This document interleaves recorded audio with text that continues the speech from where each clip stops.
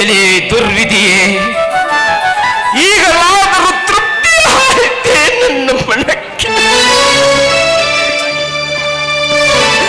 ರೈತರಿಗಾಗಿ ನನ್ನ ಪ್ರಾಣವನ್ನೇ ಪಣಕ್ಕಿಟ್ಟು ಛಲದಿಂದ ಹೋರಾಟ ಮಾಡಿದ ಈ ರೈತನಿಗೆ ಇಂಥ ಘೋಳವೇ?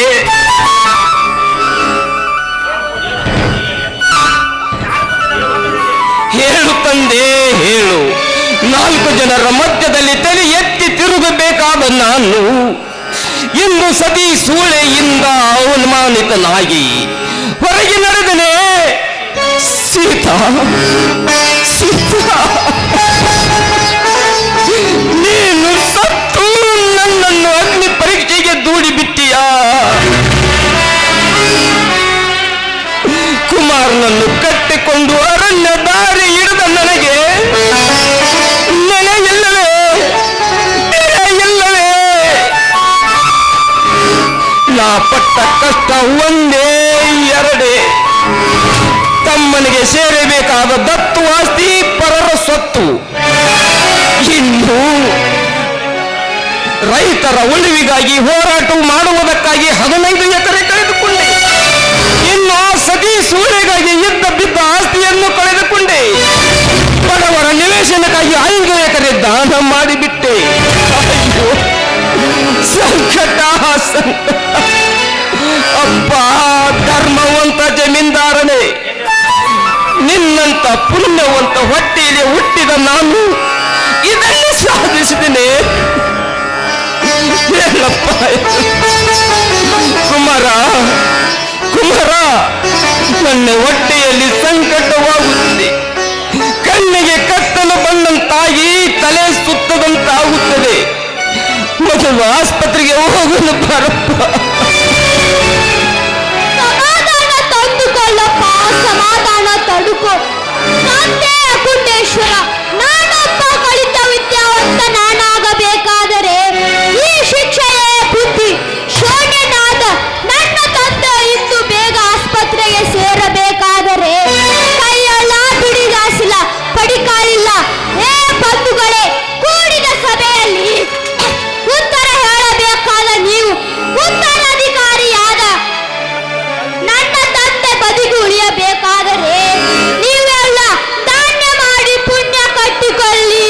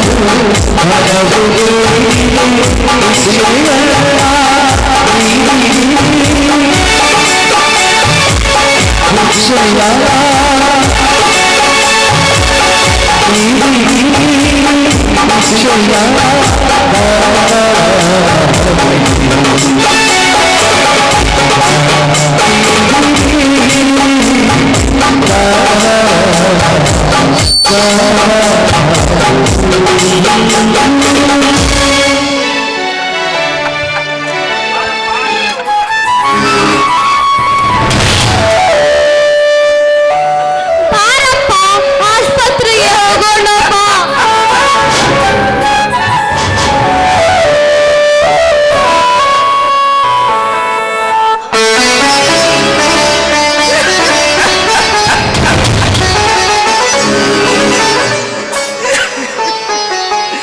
ಕೊನೆಗೂ ಭಿಕ್ಷೆ ಬೇಡುವಂತಾಯಿತೆ. ಎಂತ ಒಂದು ತಂದಿಟ್ಟಪ್ಪ ನಮಗೆ. ಬೇಕು ಅಂತ ಬಂದವರಿಗೆ ಕೈ ಎತ್ತಿ ದಾನ ಮಾಡಿದ ಇದೇ ಕೈಗಳು ಕೈ ಚಾಚಿ ಭಿಕ್ಷೆ ಬೇಡುವಂತದ್ದೇ. ನನ್ನ ಮಗನಿಂದ ಭಿಕ್ಷೆ ಬೇಡುವುದೇ? ಎಲ್ಲ ಎಲ್ಲ ನಾನು ಸತ್ತರೂ ಪರವಾಗಿಲ್ಲ, ನನ್ನ ಮಗ ಭಿಕ್ಷೆ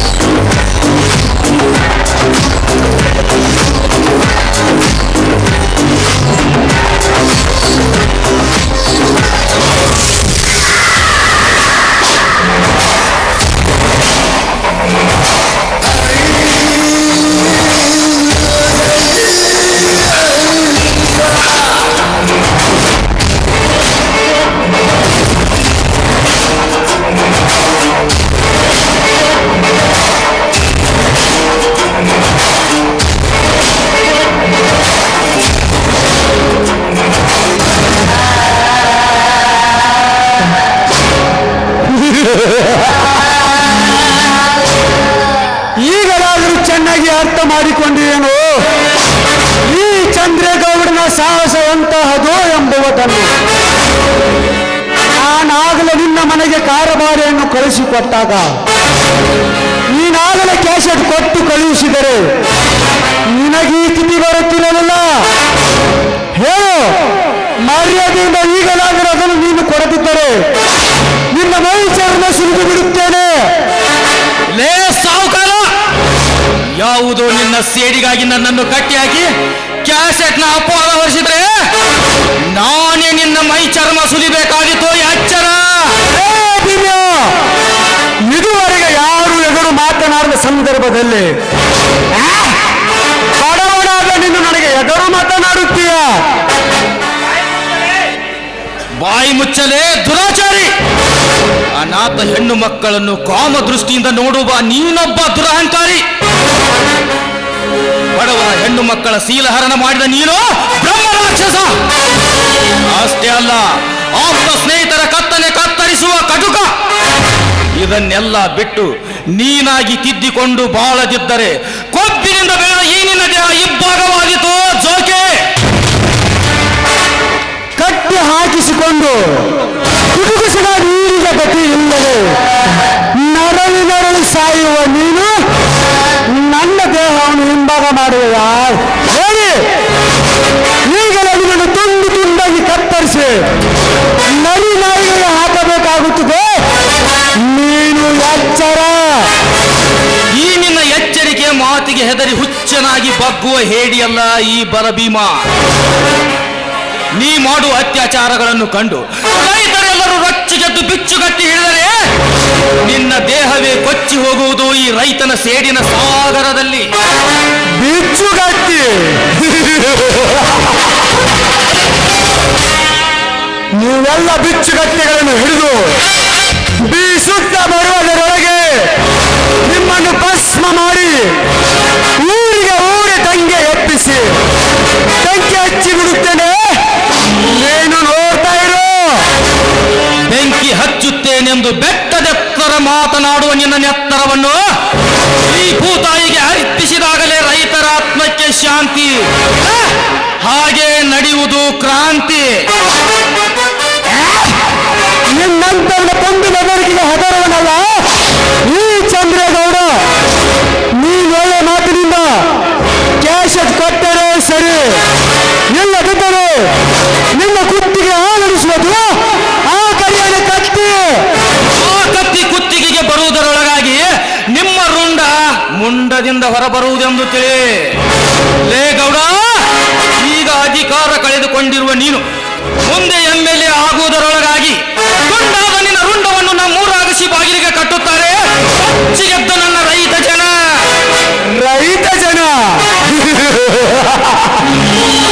ಅದು ನಿಮ್ಮಿಂದ ಯಾವ ಕಾಲಕ್ಕೂ ಸಾಧ್ಯವಿಲ್ಲತ್ತೆ.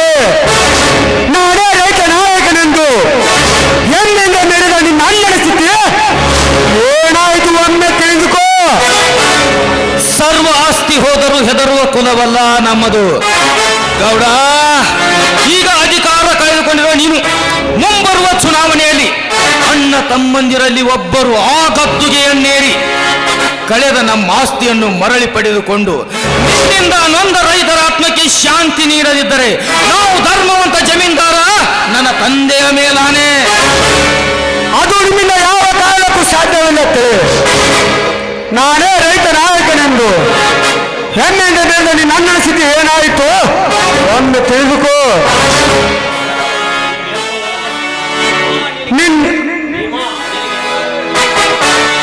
ಭೀಮಾ, ನಿಮಗೆಲ್ಲ ಹುಚ್ಚು ಹಿಡಿದಂತೆ ಕಾಣುತ್ತಿದೆ ತಿರುಕ. ಗೌಡ, ನನ್ನ ಮೇಲೆ ಕೈ ಮಾಡುವಷ್ಟು ಧೈರ್ಯ ಬಂತೇನಲೇ ನಿನಗೆ? ಅದು ಈ ವಿದ್ಯಾವಂತ ರೈತನಿಗೆ ತಿರುಕ ಎಂದು ಬೊಗಳ್ತೀಯ ಮಗನೇ.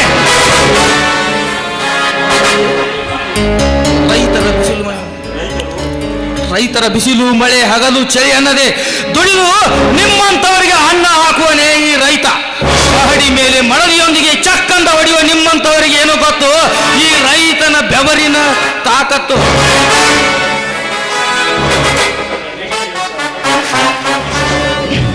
ನನಗೆ ಎಚ್ಚರ. ಸಮಯ ಕಳೆದಂತೆಲ್ಲ ಈ ಬಡವನ ಸೊಪ್ಪು ನೆತ್ತಿಗೇರುತ್ತಿದೆ.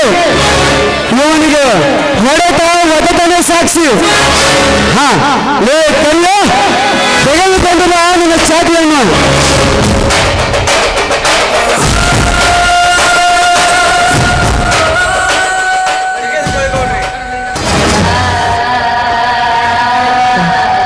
ನನ್ನಿಂದ ತಪ್ಪಿಸಿಕೊಂಡು ಹೋಗುವುದು ಅಷ್ಟು ಸುಲಭವಲ್ಲದಿರುವಾಗ ನನ್ನನ್ನೇ ಒದ್ದು ಸಾಯಿಸ್ತೀಯ.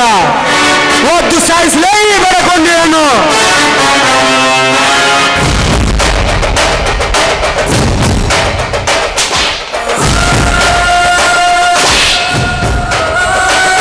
ಗೌಡ, ನನ್ನ ಮೇಲೆ ಕೈ ಮಾಡುವಷ್ಟು ಧೈರ್ಯ ಬಂತೇನಲ್ಲೇ ನಿನಗೆ? ಅದು ಈ ವಿದ್ಯಾವಂತ ರೈತನಿಗೆ ತಿರುಕ ಎಂದು ಬರುತ್ತೀಯ ಮಗನೇ.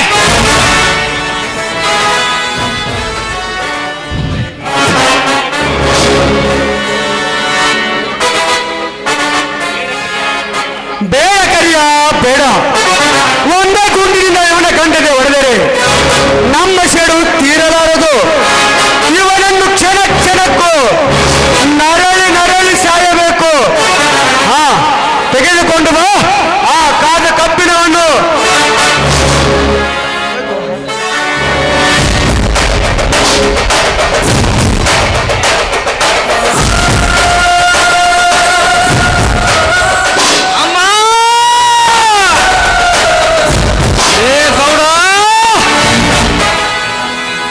ಎಂದಾದರೂ ಒಂದು ದಿನ ಸತ್ತು ಹೋಗುವ ಈ ಜೀವಕ್ಕೆ ಹೆದರಿ ನಿನಗೆ ತಲೆ ಬಾಲ ಅಲ್ಲಾಡಿಸೋನಲ್ಲ ಈ ಬಲಭೀಮ.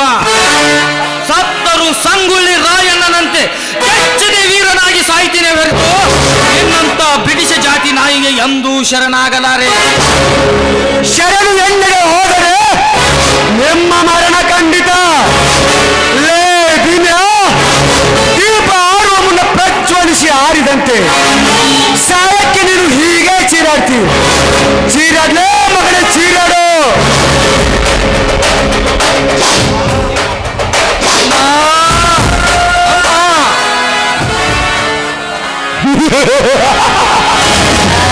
ಸತ್ತು ಹೋದ ನಿನ್ನ ಹೆತ್ತಮ್ಮ ಮತ್ತೆ ಬರುವಳು ಸಾಗಲಿಲ್ಲ. ನಿನಗೆ ಮಸಣವೇ ಸಾಕ್ಷಿ.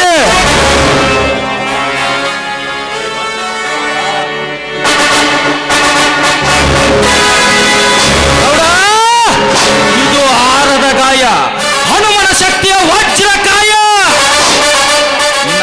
ನಾನಿನ ಕೈಯಲ್ಲಿ ಸತ್ತರು ಆ ಒಂದು ಸೇಡಿನ ಕಿಡಿ ನಿನ್ನನ್ನು ಸುಡದೆ ಬಿಡಲಾರದು. ನೀನೇ ಸತ್ತ ಮೇಲೆ ಎಲ್ಲವೂ ಸತ್ತಂತೆ ಸರಿ. ನಿನ್ನ ಕ್ಯಾಸೆಟ್ ಕತೆ ಮುಗಿಯಿತು. ಕರಿಯೋ, ನಡೆ ಹೋಗೋಣ. ಕ್ಯಾಸೆಟ್ ಒಪ್ಪಿಸಿದ ಇವನು ಹಾಗೆ ನರಳಿ ನರಳಿ ಸಾಯಲು.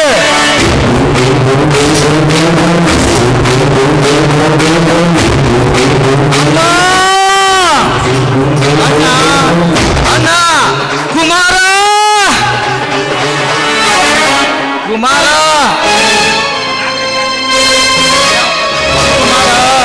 ನೀನಾಗ್ಲೇ ಕ್ಯಾಸೆಟ್ ನೋಡು ಅಂತ ಹೇಳಿದ್ರೆ ಆ ಕ್ಯಾಸೆಟ್ ನ ನೋಡಿ ಆವತ್ತೇ ಇವರ ಕಥೆಯನ್ನು ಮುಗಿಸಿ ಬಿಡುತ್ತಿದ್ದೆ. ಅಯ್ಯೋ ನೀರು.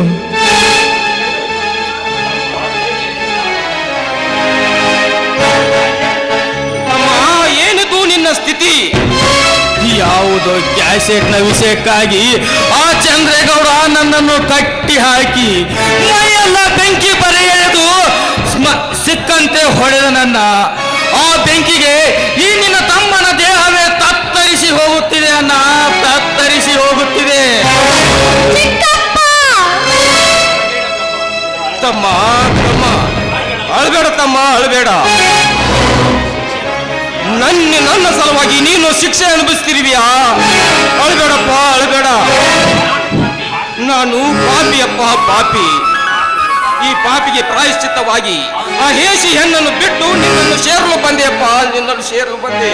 ನಿಜವೇನಲ್ಲ, ಅತ್ತಿಗೆಯ ಬಂಧನದಲ್ಲಿ ಭದ್ರವಾಗಿದ್ದ ನೀನು ನಿನ್ನ ತಮ್ಮನನ್ನು ನೋಡಲು ಬಂದೆ ಅಣ್ಣ. ಹೌದಪ್ಪ, ನಿನ್ನನ್ನು ಸೇರಲೇ ಬಂದೆ. ನಿನ್ನನ್ನು ಈ ರೀತಿ ಕಟ್ಟಿ ಹಾಕಿದವರು ಯಾರು? ಏತಕ್ಕಾಗಿ ಕಟ್ಟಿ ಹಾಕಿದರು? ಹೇಳು ತಮ್ಮ, ಹೇಳು. ಆ ಚಂದ್ರೇಗೌಡ ಒಂದು ಕ್ಯಾಸೆಟ್ನ ವಿಷಯಕ್ಕಾಗಿ ನನ್ನನ್ನು ಕಟ್ಟಿ ಹಾಕಿ ಹೊಡೆದ, ನನ್ನ ಕಟ್ಟಿ ಹಾಕಿ ಹೊಡೆದ.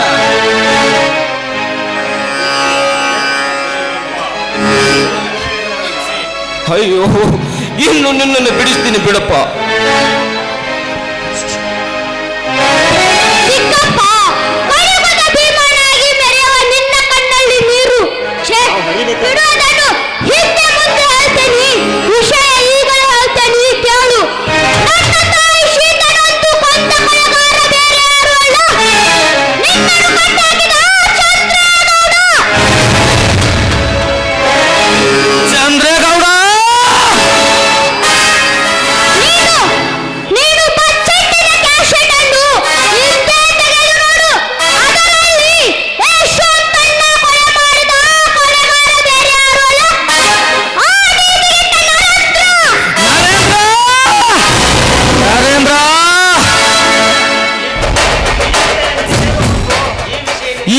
ನಿನಗೆ ಹೇಗೆ ಗೊತ್ತು? ನೀನು ಸಿಬಿಐ ಆಗಿ ಹೇಗೆ ಮುಚ್ಚಿಟ್ಟು ತಿರುಗಿದೆಯೋ ಹಾಗೆ PSI ಗುತ್ತು ಗುತ್ತಾಗಿ ನಿನ್ನೊಂದಿಗೆ ಸಹಕರಿಸುವ ಇನ್ಸ್ಪೆಕ್ಟರ್ ರಂಗ ಹೇಳಿದ್ದಾನೆ. ಚಂದ್ರೇಗೌಡ, ಇದುವರೆಗೂ ನೀ ನನ್ನ ಮನೆತನಕ್ಕೆ ಮಾಡಿದ ಅನ್ಯಾಯಕ್ಕಾಗಿ ಈಗ ನೀನು ನಿನ್ನ ತಾಯಿಯ ಗರ್ಭದಲ್ಲಿ ಅಡಗಿದ್ದರೂ ಸರಿ, ನಿನ್ನನ್ನು ತಂದು ತುಂಡು ತುಂಡಾಗಿ ಕತ್ತರಿಸಿ ಹಾಕಿಬಿಡುತ್ತೇನೆ.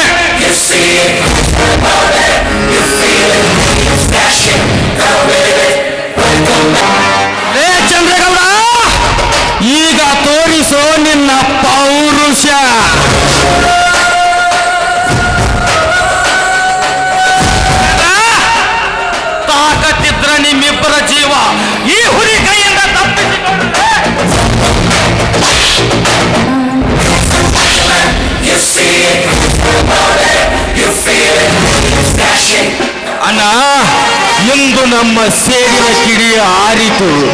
ನಡೆಯೋಣ, ಆ ದೇವಿಯ ದರ್ಶನಕ್ಕೆ ಹೋಗೋಣ.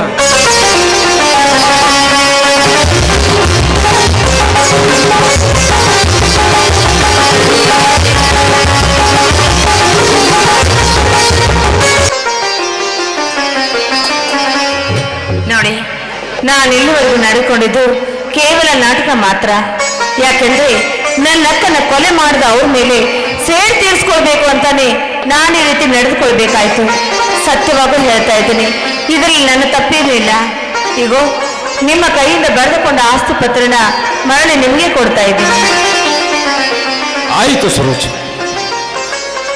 ಭೀಮಾ, ಭೀಮನ